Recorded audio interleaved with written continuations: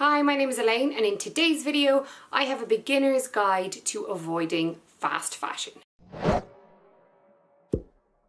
So there's been a lot of talk about fast fashion recently, and I suppose it comes in under both maybe the ethical conversation about the impact that the products that we buy have on other people, but also the environmental side about the impacts that the products we use have on the environment. So if you don't know anything about fast fashion, I've put a couple of links in the down bar below if you want to read a bit more, but I suppose the basis of it is fast fashion is what it sounds like. So we're talking about clothes like clothes from shops like Primark, Zara, Topshop, H&M, any of these high street brands that have quite a high turnover of stock, quite a high turnover of clothes. The clothes tend to be fairly cheaply made, they're inexpensive to buy, and they tend to be made in third world countries in things like sweatshops. Obviously, there's ethical considerations when you look at maybe the conditions that the people in sweatshops work in. And from an environmental point of view, not only are the clothes synthetic, so it takes ages for them and years for them to break down,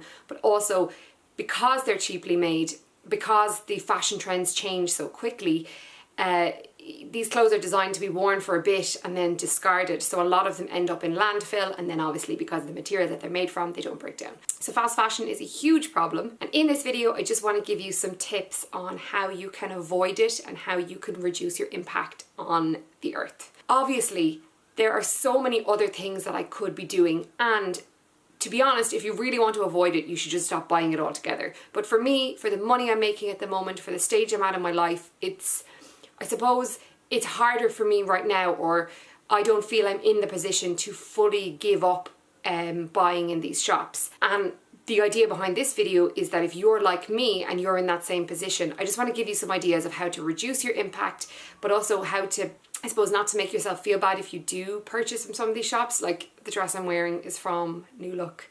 I'm not going to sit here and pretend that I don't buy the clothes. I suppose I buy less maybe than the average person. And if you watch my other environmental video, you'll know that I believe that it's better to do something than nothing at all. So for me, this video is my something that I want to give to you. So hopefully it will help you to, I guess, think more sustainably about your clothes before you purchase them. So the very first tip is, this is what I've been doing for years, which is do one big shop every season. Or maybe, over the course of a week, a couple of little shops. So I'm not a huge shopper, but I'm not going to pretend that I don't pick things up from time to time. However, when I'm doing the bulk of my shopping, I do one big shop in the springtime, or maybe over the course of a week or 2 weeks within the spring, and I do one big shop in the autumn time. Before I go and do this, however, I switch out my wardrobe. So I tend to keep my summer clothes out in the summer and my winter clothes out in the winter. So I switch these around, I take stock of what I have, I look at what fits, I look at what doesn't fit, and then I sort of make maybe a list. I go online and have a look at what's in season, I suppose, at the moment, and I make a list of maybe a couple of key things that I might like to get or I might like to include into my wardrobe. So that means then when I go to do the shop, I have a clearer idea of what I want and I don't end up just buying crap I don't need. My second tip then is about buying top quality basics. I think I might actually do a video on the basics maybe that I think that you should have in your wardrobe, potentially maybe. But it's the things I'm talking about are your coat, your boots, jeans, cardigans, things that you will use and bring into every single season. So for instance, when I'm buying jeans, I tend to try to go for maybe Topshop jeans over Primark jeans. The reason being that I feel that Topshop jeans last longer. For instance, when I was looking to get a coat, I would never really buy my coats in Primark because I don't think the quality is as good. However, if I want to get a really good, solid winter coat, the one that I have, and I've had it for 6 years maybe, I got it Next, and I get it dry cleaned every season to keep it fresh and to make it look like a new coat. Equally with my boots, a lot of my boots come from Clark's, and in fact a lot of my shoes come from Clark's. And some people dismiss Clark's as a sort of an old lady shop, but every season they bring out 1 or 2 items that are that little bit younger. They're quality made, they last for years. I have sandals from Clark's that I've had for 10 years. I have boots that I wear all through the winter. I think I have them 4 years, and I have other sandals that I got last season which I'm wearing again this season. I just don't see the point in buying disposable basics, and if you have some good quality key basics in your wardrobe, then you can, I suppose, use fast fashion or other types of fashion to maybe bring those items up to sort of bring those items into the next season. The third thing is that if you are discarding things, to donate, to give away, or to sell what you don't want. So I tend to just donate or give away what I don't want. Part of that is because I'm kind of too lazy to set up a Depop account or any of those, or like sell them on eBay. But at the moment, there are so many different apps that you can download, like Depop, which you can sell your items on. And especially if it's something that's really good quality and maybe it just doesn't fit you or suit you anymore, put it up on a website like that. Not only are you making a bit of money from it, but that item is then going to be used by somebody else and it won't just go to landfill.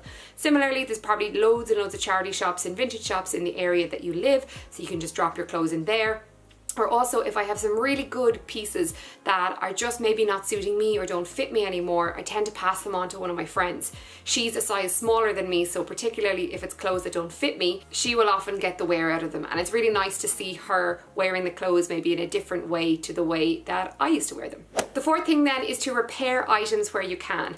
So my boyfriend is the king of repairing items. He has a number of jackets by this brand Belstaff. So the jackets cost him a lot of money in the first place, and they're really, really well made. They're using, you know, leathers and waxed cotton and really rich cottons. But because he wears them quite a lot, and because they are natural materials, they do suffer from wear and tear. And every couple of months or so, he'll sit down and spend a bit of time stitching holes that are there or repairing them. He's also the exact same way about shoes, and that's something that I also do. So if you have a pair of shoes that you love and the heel has gone out of them, even if they're cheap shoes and the heel is sort of worn, especially with high heels or boots, drop them into a cobbler's and get them to put a new sole on it. Sometimes as well, they'll do other little small repairs, or if there's zips or if there's, you know, things that need to be fixed, but it actually makes your shoes, it makes you feel like you have a whole brand new shoe. And if they're made of leather and you just, you know, clean them down and shine them up, you basically have brand new shoes. And as I said before, if you've got top quality basics, it's a lot easier to repair them than if you have sort of cheap material that maybe puckers or just gets all bobbly in the wash. The fifth one then is to repurpose items. So just say you have clothes that are beyond sort of repair and they're beyond donation or anything like that. You can repurpose them. For instance, old t-shirts can be used as rags, like cleaning rags, and people sometimes use them, especially if they're a cotton material, you could use them for cleaning your car or cleaning windows. You could also maybe turn a shirt or a jumper into a cushion, or you could shred the material and you could use it for stuffing cushions or stuffing furniture. So if you can at all, repurpose the items and don't just throw them away. The sixth one then is to rent formal wear. This is actually really easy to do now.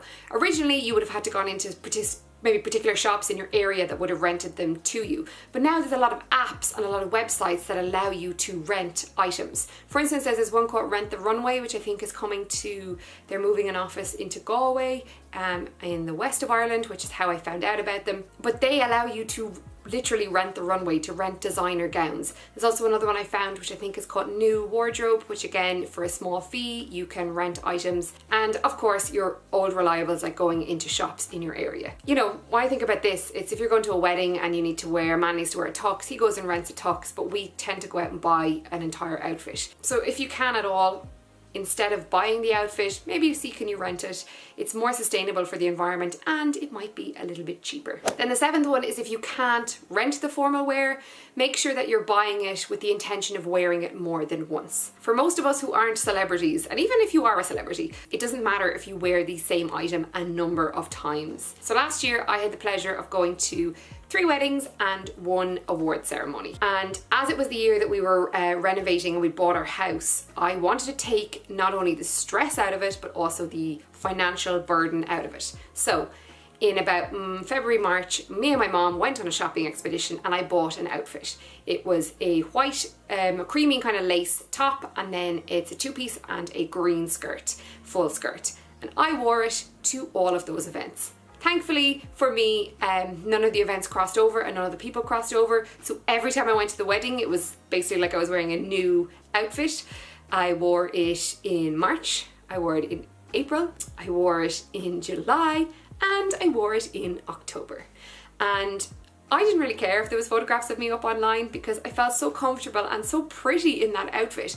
And I have 3 weddings this year, which I have bought a dress for, and I'm planning to wear to all of them.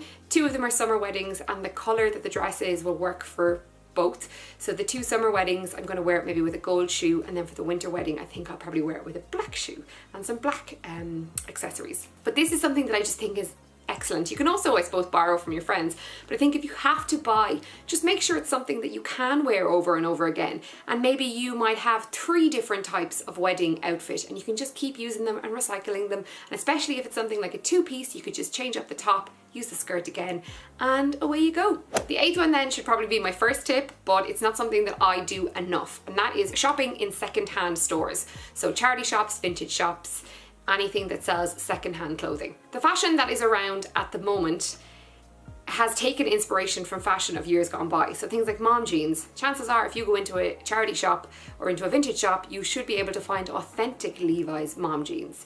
And you know, those like Bardot tops, they came from a different era, full skirts, all those different things. So where possible, if you can, you know, go into these charity shops and secondhand shops, and maybe make it a habit when you're on your shopping expedition to just pop in and see. I get that it is quite hard, I suppose, if you're looking for something specific, it can be very hard to find it in a shop like this, but it's always worth just popping in, seeing what's in there, and maybe you know, being open to what you find, especially if it is something like a really good solid piece, like a basics, like your jeans or your coats, or maybe even good shirts or things like that. The 9th one then is to co-own pieces. So this one is harder for me to do because the person I used to co-own items with does not live in the same county as me. So during the recession, me and my mum, I suppose, were short of money because it was a recession, and we both really wanted a leopard print fur coat. So we found one, obviously a fake leopard print fur coat. So we found one in a shop and it was €120. So we decided to co-own that item and to buy it together. So we each got a leopard print coat and the use of a leopard print coat for €60. Now what was great about this was we happened to live in the same house for a lot of the recession, so it was easy for us to borrow it. But my mom is also a different size to me, so we got it in a sort of an in-between size where it's just perfect fit on me and I can't really wear thick jumpers underneath it, and then it's that little bit bigger on her. That coat is still in existence. She has it at the moment in Waterford. Next Christmas I'm going to ask her, can I borrow it, because I actually have space, whereas when I lived in an apartment I didn't. But it's just a really great way, especially if you have a sister or if you have a friend that lives in the same area as you and you're similar sizes, to buy pieces together. And then the 10th tip and final tip is to be realistic about how much clothes you actually need. Do you need 20 pairs of jeans? No. Do you need 20 pairs of shoes? Probably not. I've sort of narrowed my wardrobe down through the Marie Kondo method, which I'll stick a link to the day that I did it. But I have sort of maybe 2 pairs of black jeans. One is like a worn black and the other one is a dark black. Then I have 2 pairs of blue jeans, both in different colours. And then I have a couple of other pairs of pants. But I don't have like endless amounts of t-shirts and shoes. I tend to have maybe 2 or 3 formal wear shoes and then a couple of pairs of runners. But I became very realistic about things. And before I purchase something, I look at it and go, Elaine, do you actually need this? Like, do you need this in your wardrobe?